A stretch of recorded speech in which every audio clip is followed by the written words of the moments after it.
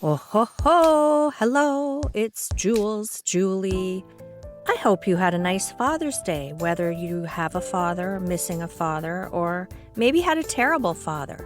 Life throws challenges at us sometimes big challenges, and our parents are human. In exciting news, my Katherine Ryan, is bringing her Mrs. show to Toronto and Ottawa, and also Just for Laughs in Montreal. I'm thrilled. I saw her show live when I was in the UK last October, but I'm sure it's changed. She interacts with the audience. That alone always makes it different. And, even with live theater that's scripted and rehearsed, it's a little bit different every time. If I love a show, I love to see it done live again and again and again, especially by different companies, because then you get to see the interesting choices that different directors or choreographers make. So needless to say, I'm thrilled that she's going to be able to do the shows in Canada. She's doing Montreal as well at the end of the month. But I looked into hotels and they're like, whoa, very expensive. And I was just in Montreal. Thankfully, I got a deal on the hotel when I went. And this is an opportunity for Abe to see the show because Abe hasn't been to England since before times and he hasn't had a chance to see the show. All three of Abe's brothers are coming to the show. The two of them who have wives are bringing them, so we're very excited that they're making the trip. Abe's brother Pete has met Katherine, which would be obvious if you've heard her story of how she and Bobby reconnected when she was in Toronto filming Who Do You Think You Are? Pete lives in Toronto, so he's met the girls more than the rest of Abe's family, but I don't think Abe's other two brothers have even met her. If they have, it wasn't very often. I know it might seem weird to some people because Abe and I have been together for 22 years, and he certainly considers my daughters to be his stepdaughters. But remember, when Abe and I first got together, listen to episode Grandfather Abe if you're interested in the details, the girls were teens and preteens and understandably not thrilled with the idea of their mother dating a scandalously younger man. And by the time I was regularly attending Abe's family events, the girls were quite busy doing their own thing, and Katherine had moved away to university, so it makes sense. I remember one of Abe's sisters-in-law posted something on Facebook about something her sister-in-law's daughter had done, Katherine, and someone replied, "Wouldn't that be your niece?" Technically, no, since Abe and I never actually got married. But because of the family dynamic, it wouldn't have felt natural to refer to her as her niece. Anyway, all three of Abe's brothers and their wives are coming to see the show in Toronto. If you're going to be in Toronto August 6th, Montreal the last weekend of Just for Laughs, or Ottawa August 4th, try to see the show. Katherine doesn't do shows in Canada very often, and if these don't sell well, we're all going to lose out. And like I said, I saw the show in October, and it was fabulous. Of course it was fabulous. I'm sure you can hear that my speech and enunciation are a bit off. My speech is definitely off, and I'm going to explain what happened. Last Wednesday, I went to Mississauga for a day-long casting for a live demo for cosmetic injection products. It was a great day. I had recorded last week's podcast episode, so I brought my computer and I had plenty of time to edit. We had to wear black trousers, long-sleeved black shirt, and no makeup. The only place I ever go without makeup is the beach. My mother taught me at a very early age that my face is not acceptable without a minimum of mascara, so it does feel very foreign to me to go somewhere without makeup, especially in a place with fluorescent lighting. Back when I used to go to the gym early in the morning before work, I didn't wear makeup then either. And I always used to be mystified that people recognized me barefaced. In my mind, I really look that different. So I arrived at this casting call. They had hairstylists there to gel back our hair and put a headband on us so our faces could be photographed and assessed. which can feel very vulnerable. They lined us up after all the photos had been taken in order of age and gender. I was the oldest woman there. There was one other woman who was also 62, but she and I were the oldest people there. The youngest woman there was 28, and there were 3 men. 3 people stepped up to each of us, scrutinized us, zoomed in on our photos on their iPad to decide who would be a live demo candidate. I have no idea what their criteria was, and even though I wasn't chosen, we were told to wait because the next step was for each of the chosen ones to confer with the doctor to ensure they had no medical issues which necessitated their being replaced. The event provided a delicious hot breakfast and lunch, catered with snacks, coffee, tea. They had the most perfect bananas. No brown, no green, just pure, perfectly ripened yellow bananas. Almost symbolic of the reason we were there. The live event was scheduled to run from the following day, which was last Thursday, to Sunday, and the attendees were clinicians, and it gave them an opportunity to see very detailed, well-lit before pictures, live demonstrations of world-class doctors and nurses injecting the product. You have to be a nurse in Ontario to inject. And then the after pictures.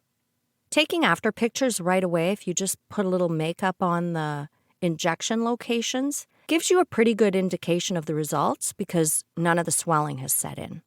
The people who do cosmetic injections have to be both artists and scientists. They don't just inject product into your face. There's a lot of finesse involved. Sometimes they use a cannula, sometimes they do a little bit of manual molding afterwards. So it's important that the people who do this work have a good eye and artistic finesse. Of course, I had a chance to chat with some of the other candidates as well as the company reps and clinicians. I was there for 12 hours. And one of the things that came up was people who say, "Oh no, I would never do that. Why would you do that?" And I get it. It's not for everyone. And we've all seen people who took it a bit too far or went to a practitioner who was less skilled than you might want. And everyone there, including me, has heard this from someone. But let's be honest. I have never been happy with my appearance. Never.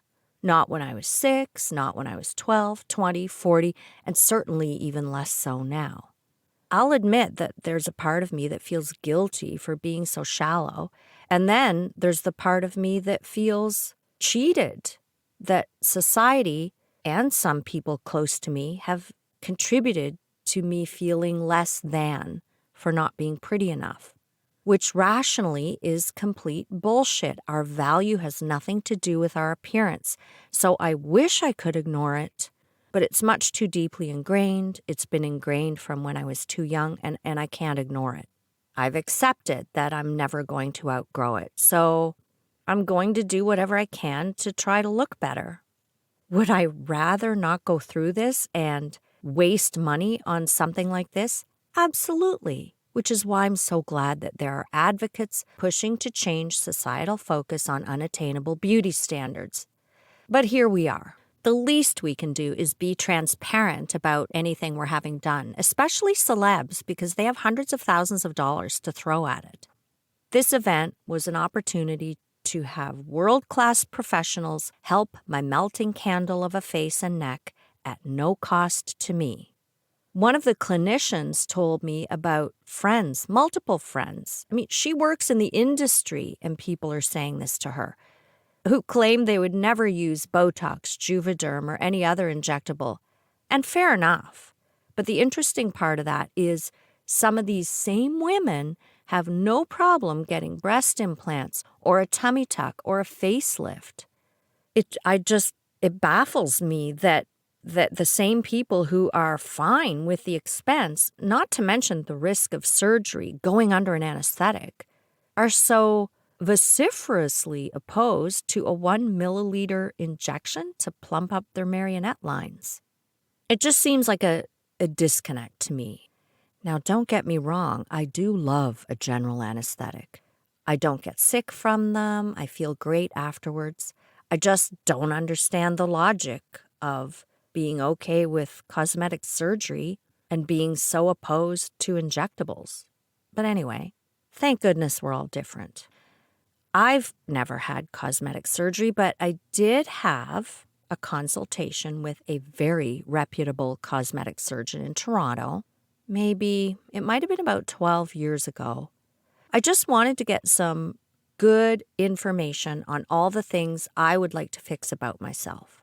I think the consultation cost me $150, but that was money well spent because he was honest about every single thing. He's very, very busy. He had no reason to upsell me.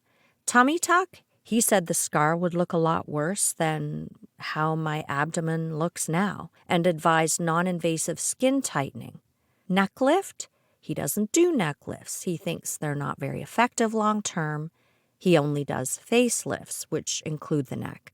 And he told me even if I had a facelift, my neck would start to look saggy in about 2 years anyway because I don't have a strong jaw. He told me how much each of the procedures I asked him about would cost, and I left that meeting feeling confident that even if I had the money, which I did not and still do not, I wouldn't wonder anymore, and I would just not choose to do those procedures. He was great. But I do dabble in non-invasive procedures. I've had a skin tightening treatment called Thermage on my abdomen. I didn't see a fabulous result, so in my opinion, not worth the money. Maybe there's something better available now. I don't know. I'll have to check with Kerrie. I occasionally get a little bit of Botox or filler. I don't keep it up all the time. Not necessarily even every year. But when I can afford to do a little, or when Kerrie's clinic, Clinique de Mode, needs a live model for training, it freshens my face up a bit. I've had filler in my lips that looked great, just enough to restore a little bit of that lost volume. Nothing extreme. But I've also had filler in my lips that looked good as long as I didn't smile. When I smiled, I looked like I had Bell's palsy or something. So I generally avoid lip filler now, other than maybe a little bit to lift the corners so I don't look as though I'm actively frowning. I mean, I want to look angry if I'm angry, but I don't want to look angry if I'm just at rest. I've had filler in the troughs under my eyes. Maybe that might have been 10 or 15 years ago, and it was great. I just looked rested. And because that part of your face doesn't move around a lot, there wasn't anything wonky looking about it. And it seemed to last longer than the expected 6 to 8 months. I think that's the expectation for those things. I think Botox is 3 to 6 months. I'm not sure. Kerrie would know all that. I had Botox a few years ago to lift my neck and jowls, which the clinic I went to called it a Nefertiti lift. And honestly, I think it was a complete waste. I'm not saying it's a bad thing. It might be very effective on someone else. It just didn't seem to do anything for me. When I do get Botox, I just like to get a little bit to relax between my eyebrows so that I'm not permanently scowling, and then a bit to lift my eyebrows a little bit so that my eyelids don't look so droopy. It gives the illusion of slightly less droopy eyelids. But not enough to completely freeze my face. I really always insist that they go light. I need to be able to scowl if required. I want my eyebrows to be able to move. I've had Fractora done on my neck, which has tightened the sagging up dramatically. I had that done at Clinique de Mode. I mean, it doesn't tighten it like a facelift would, but it was pretty good. The point is, I dabble. And if you decide to try any of these procedures, it's very important to go to someone who is skilled, who you can trust. If you're in Toronto, you can totally trust Kerrie or the other people at Clinique de Mode. They never try to upsell people on anything that doesn't make sense. I love having someone I can trust in the industry. And I can trust Kerrie not just because she's my daughter. Anyone can trust her because her integrity is beyond reproach. She cares deeply about doing the right thing. After this whole day of casting, I ended up not being chosen for the live demos, but I was chosen to do a training video. I wasn't injected by a trainee. He was a very experienced professional. "Don't worry," the reps assured me. "You'll be in good hands." I wasn't worried at all. I was confident I'd be in good hands. And even if I didn't love the result, I know it's not permanent. And like I said, it's not as though I love my face the way it is. I was excited. Every person, without exception, involved in this event was absolutely lovely. And they were all gorgeous, by the way. They work in the industry, after all, and the industry works. So I went back on Friday, no makeup, dressed in black, ready for the transformation. First, a video asking me some questions, such as, what are my treatment priorities? How do I feel when I look in the mirror? I avoid mirrors, to be honest with you. In fact, I do my makeup using a 2-inch hand mirror so I don't have to see my whole face. When I do see myself in a mirror, or when I see a candid photo that someone else took for that matter, I'm shocked. I think some young people don't fully grasp that you will feel like the same human being when you're old. And seeing this old person in a mirror is disconcerting because that's not who I feel like. I remember in my 20s or early 30s being at a party with friends, a house party. It was an Irish party. I was still married to the girl's father and the only non-Irish person there. And if you know anything about an Irish party, you know that everyone has a party piece. Everyone sings a song. This is not performative. It's just a very convivial, relaxed thing that we do. And it has nothing to do with your singing ability. Sometimes the rest of the people join in if they know the song. My party piece happens to be Bud the Spud because I'm Canadian, and the song is about potatoes, which are near and dear to the Irish palate. But the sing-song is just part of the crack, and I loved it. But at one point, the hostess, who was maybe in her late 30s, announced, "We haven't heard a song from any of the old biddies on the couch yet." I was stunned. Even at that age, I understood that each one of these women was once young, if not beautiful, certainly more beautiful as youth is. It's hard enough to feel invisible, but to be loudly called out in company as an old biddy, I would most certainly not appreciate that. She's an old biddy herself now, though, so perhaps she understands. But back to the event. There's a video of me, barefaced, chatting about my insecurities. When my mother told me I must suffer to be beautiful, I had never imagined this. But everyone involved was so kind.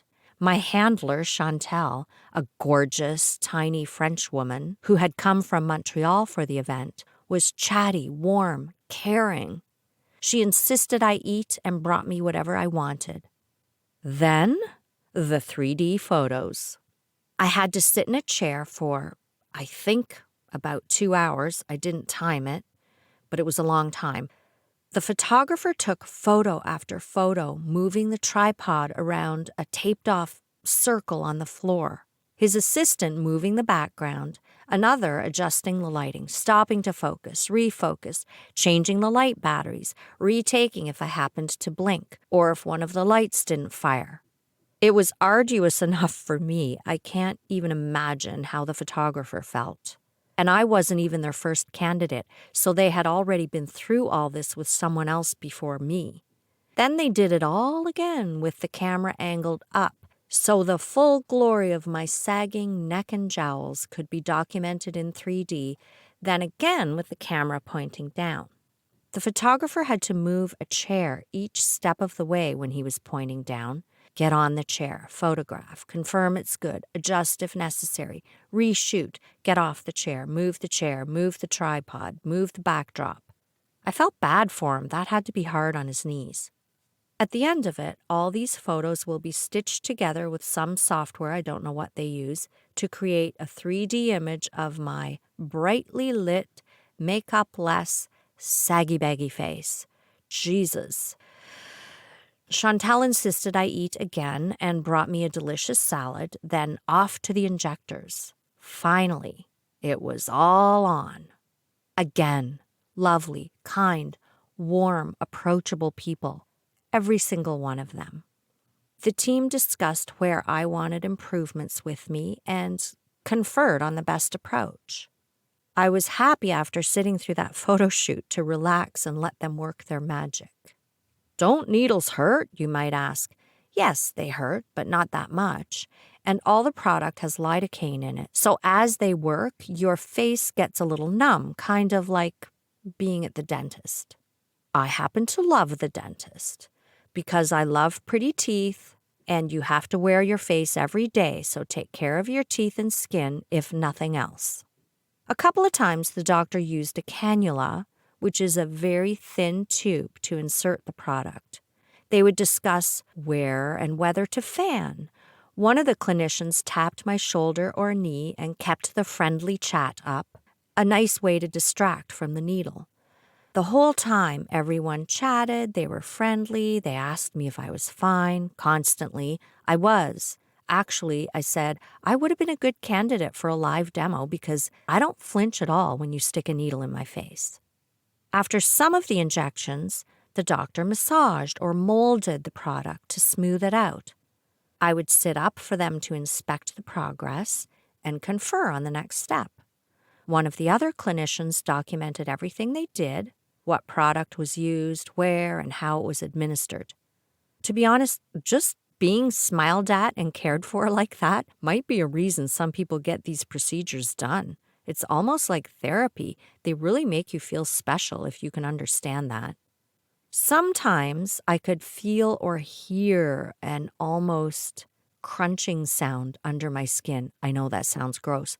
The doctor said that's good, though, because as we age, our collagen production slows down, and these procedures not only add volume, they activate your natural collagen production as a bonus. And you not only lose soft tissue volume as you age, but you also lose bone density, bone volume. That's why you might notice that your teeth shift slightly as you age. Mine certainly have. You're actually losing bone density in your face and jaw. When it was all finished, they told me I had 12 or 13, I don't quite recall, syringes of filler injected into my face. I know that sounds like a lot. I thought it was a lot, and it's certainly way more than I've ever had before. But each syringe is 1 ml, so all told, it was less than a tablespoon and spread out in different areas of my face. My temple, cheeks, jawline, chin, marionette lines, jowls, a tiny bit in my lips, philtrum, that little thing between your nose and lips. Yes, your philtrum loses volume too. Who knew? I was told some of the other candidates in the live demos had way more than 12 or 13 syringes. One woman apparently had 21 syringes. Before I left, they warned me that I would be very sore and very swollen for a few days, and they were absolutely right. I still can't fully smile, and I feel like my chin looks a bit like Jay Leno's. And you can probably hear that I'm talking a bit funny because my lower jaw movement is compromised. But that's subsiding, and the rest of my face already looks better. The doctor gave me his contact information, assured me I could call any time of day or night and he would answer. He also called and texted me when I didn't answer it. When he called, it came up as private number, and I never answer anonymous calls, and he didn't leave a message, so he ended up texting me to make sure I was fine. He was great, so solicitous and kind. I will be going back in 6 weeks for the 3D after photos. I hope they're happy with the results. I'm thrilled that I had an opportunity to try 12 to 13 mils. And I'm so happy to have contributed to improving the training for future clinicians. So overall, I'm thrilled with how this went. I'm sure I will want to maintain some of that volume, but the challenge for me will be what to do when, since there's no way I could afford the whole treatment I received for this project. I'm going to call Kerrie because I know she can answer some of my questions. So let me just give her a call. Hello. Oh, hi. How are you? Oh, I'm well. How are you? Great. I'm talking about those injections that I got. Oh, yes. You had some filler done. Yes, I had some filler done, and I had either 12 or 13 syringes. I don't exactly remember which it was, but I wanted to ask you what that would cost. I don't know what they used or how much of what. It could have... Well, yeah, I mean, brand matters, so I know what brand you used. That one is the higher end. It's a little more expensive. Truth be told, there are some other brands that are less expensive. However, it's like the brand name. Okay. Those ones are about $1,000 a syringe. How much? About $1,000 a syringe. Oh, my God. Well, I definitely can't afford to do that. Yes, well, that's what it costs.